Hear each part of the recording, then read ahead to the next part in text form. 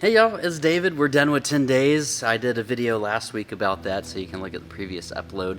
But oh my goodness, 10 days is such a special time in our city, and it's just amazing. But anyway, we're back here with episode 12 of Knowing God, and this is the devotional playlist that follows my book Hearing Love, which is a commentary on the first and greatest commandment to hear and then love God.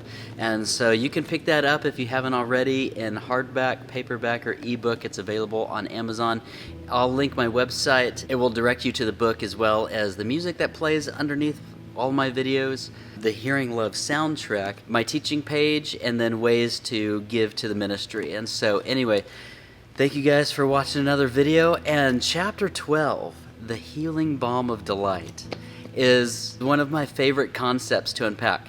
And maybe I say that every video. This is my favorite chapter. This is my favorite concept to unpack. But I guess the book is really just 20 chapters, so 20 of my favorite things to talk about because it's the first and greatest commandment. The next book I'm working on is actually the second commandment. I know if you read the footnotes in this book, I was talking about the one I was going to write on the law and the Melchizedek priesthood. That will be the third book now because I feel like the Lord's done such a deep work in my own heart in regard to the second commandment, to love one another as he's loved us. And that's been just as deep as this first commandment and has been an important part of my healing journey as I've come to the Lord in my late 20s. So anyway, that will be the next one I'm working on. It'll probably be a couple years before that one's released. I don't get in a rush because I want it to be quality. Just like this book, it took 5 years to get out to you guys. But anyway, that's all available. That's the next one that's coming down. But I'm saying that to say, like, I know I say it's all my favorite concept, but God's just so big, so it's all my favorite. But this truly is one of my favorites. The title is called The Healing Balm of Delight. Not balm like kapoom, but balm like, medicinal stuff that you put on you. Balm.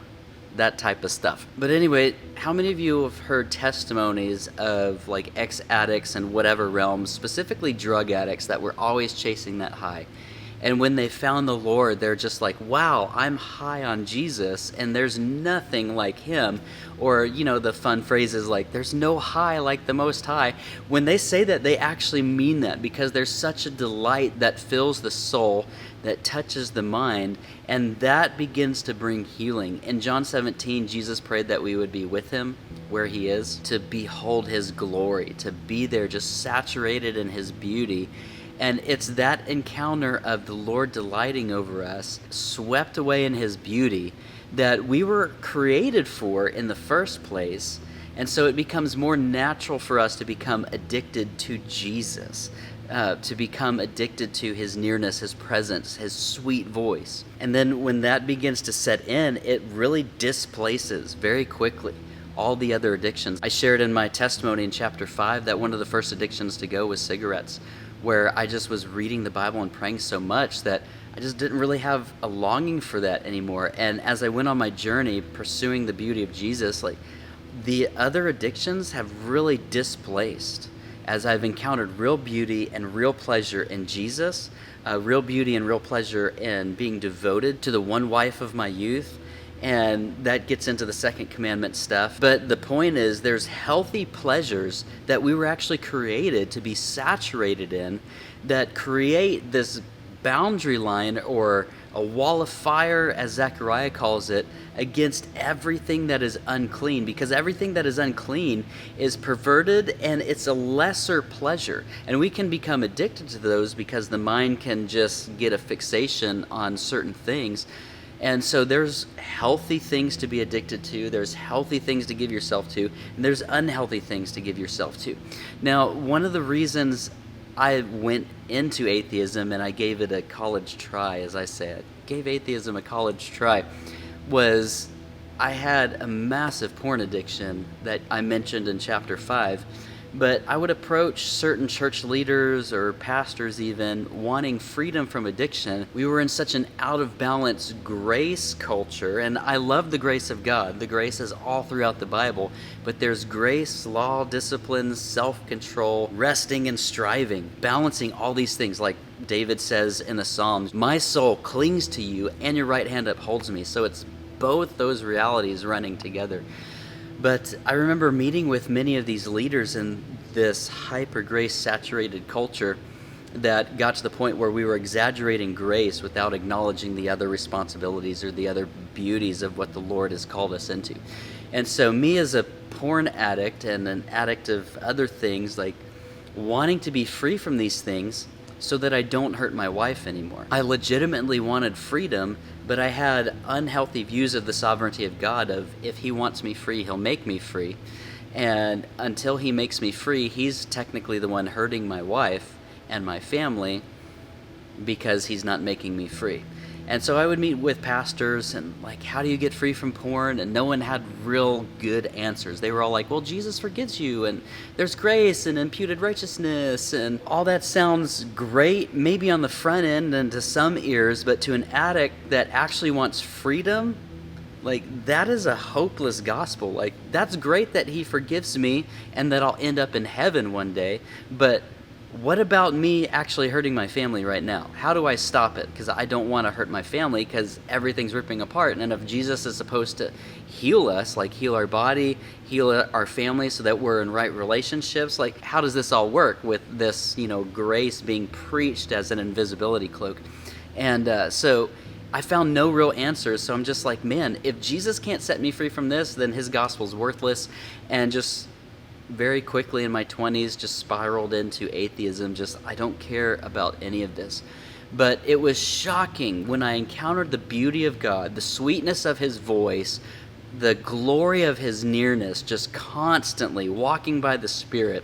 It began to displace all these things, and it wasn't because I'm a super disciplined guy. It was because the beauty of God literally healed my mind and set my soul on what it was actually created for, was to consume God and be addicted to him and to be in the most close, intimate relationship I can with any other person with the Holy Spirit.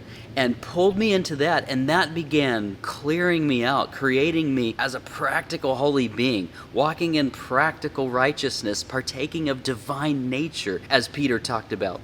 And so it was just this journey that really set me free and healed my mind, and it's still astonishing to think about that. There is a discipline and there's a self-control, but it doesn't come disconnected from the beauty of God, like bringing deep, deep healing. And now what I run into is a lot of people, especially the reformers. Now I talk to the charismatics a lot, but in this book, man, charismatics and reformers just get equal dukes in the face. Put up your dukes. But anyway, especially the reformers, man, they just take such pride many times and just, I'm always a wretch and I can never trust myself and I'll always be a worm and a sinner and I'm still a sinner saved by grace. And Paul addressed those things, and I'll put a link to a teaching I did on answering objections to practical holiness, where I take up some of those specific issues. And then I'll also link another teaching I did on healing your own soul with Jesus that's similar to what the chapter is, but it gets into a little bit more detail. So I'll link both those for you in the video. But again, because of Reformed roots in the Protestant movement, even charismatics that have no clue where this came from because they don't read that much. I know some charismatics that do read, and we're getting better. I will say that, we're getting better. But most of them don't have any clue where these roots and foundational ways of thinking came from. And it all comes back to just, I'm that wretch and I'm always that sinner and I can't do anything without Jesus and I'm just absolutely helpless. There needs to be a distinction made between sinful flesh, weak flesh, and flesh that was created to partake in divine nature, which that's ultimately, like, our flesh was created weak on purpose to need God. But weakness is not sinfulness. It's when our weakness of flesh is oriented towards sin, then it's going to be consumed by that. If our weakness of flesh is oriented towards God, we're going to be partakers of the divine nature. And that's the reason why our flesh was created weak, was to need and consume God. So when I encounter folks that want freedom from sin, but they're being confused by all this language of well, I'm just always a sinner and I'm always going to have sin nature. I'm like, no, you're not. You're actually created innocent, which I'll link another teaching on how we were made for innocence, following the scriptures, because I don't believe in total depravity either. Although we all need Jesus, I'll say that up front, and we all like sheep have gone astray, so no doubt that's the truth, but that doesn't negate that the Lord formed our inward parts. He desires truth in the inward parts, and He created us innocent from the womb, and it's that nurturing sea of iniquity and sin that we were born into that began to conform our nature into a sin nature. But beloved, when you begin to see that as this outside alien thing and not the natural way that your flesh was created, see, flesh in the Bible is a neutral term. It could be good and it can be bad. It is weak, and just because it's weak, it doesn't mean it's bad. Because it's weak, it means we need God. So you need the life that comes from His presence, so walk by the Spirit, like Romans 8 says, and don't be stuck in Romans 7. Again, the teaching that I mentioned will address Romans 7 in a deeper way. But this is the beauty of the first commandment, bringing healing to the weakness of our flesh as we're consuming and partaking in divine nature and becoming holy like He is holy. And that's such a beautiful concept. But what I want to drive home right here is that is more natural because He's the creator. Satan, who tempted you to sin, is not your creator. He did not frame your design. He knows how to manipulate it, but God created your design. And He created it for holiness, to consume Him, and to find pleasure in the beauty of who He is. And so when we orient our weak flesh towards a beautiful God, it's actually way more natural to not sin, to be practically holy, to bear the fruit of the Spirit, than it is to stay in sin. That's actually not natural, and that's why so many encounter depression and death and sickness, because we're oriented towards something that's not natural, and we want out, and we don't know how to get out. But then we have these teachings that are coming out, like you're always a worm and a wretch, and you're always going to have sin nature, and it's like, no, beloved, that's not what you're created for. You are created to be partakers of the divine nature, and for you to be holy as He is holy is actually more natural according to your original design and the way that you were born in innocence. That's more natural for you than to stay in sin. It's actually unnatural for you to be a sinner. And so that's one of the concepts I really wanted to dive deep into in this chapter, and really talk about how the beauty of God, really at a physiological, it's not just this spiritual, ethereal concept, but really it touches your mortal body and changes your mind, literally, even the chemistry in your mind, as you set your mind on things above where Christ is. And so anyway, this is just one of my favorite things that I've discovered since reading the Bible and getting to know the Lord. And so I hope you enjoy that chapter as much as I do. I hope you get out of it as much as I do. And if some of the concepts that I brought up in this video are like, yikes, I don't know about that, then those links will be in the descriptions if you want fuller teachings on some of those things, especially the being made innocent, because I thought, we're all born sinners, and just took that for gospel truth, and I thought every Christian believed that, and that's actually not the truth. And what it's done is it's really set me free to understand, I'm not a slave to this foreign alien nature. I'm actually created to consume God and walk as He walked. So anyway, thank you guys for watching another devotional, chapter 12 of Hearing Love Book, and I'll see you guys next week. Peace out.